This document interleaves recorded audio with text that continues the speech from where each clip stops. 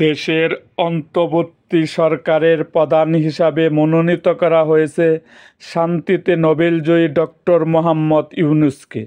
তার নেতৃত্বে গঠিত হতে যাচ্ছে নতুন এই সরকার।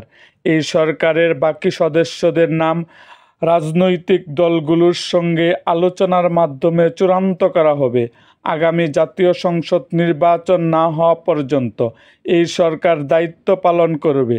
রাষ্ট্রপতি মোহাম্মদ শাহাবুদ্দিনের সঙ্গে মঙ্গলবার তিন বাহিনীর প্রধান ও বৈষম্য বিরোধী ছাত্র আন্দোলনের ১৩ সমন্বয়কের ৪ ঘণ্টার বেশি সময় ধরে চলা বৈঠকে এ সিদ্ধান্ত নেওয়া হয়।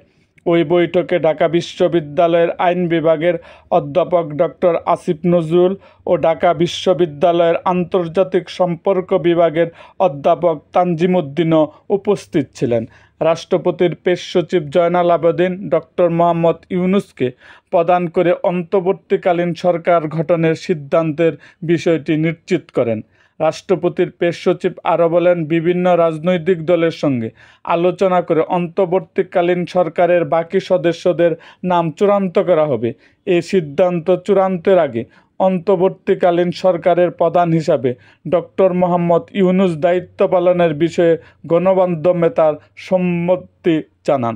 এরকম আরও ভিডিও পেতে এবং রাজনৈতিক অঙ্গনের নানা ঘটনা ও ইতিহাস জানতে আমাদের মুক্তাগাছার ইতিহাস মিডিয়া ইউটিউব চ্যানেলটিকে সাবস্ক্রাইব করুন এবং পাশে থাকা বেল আইকনটিকে বাজিয়ে দিন।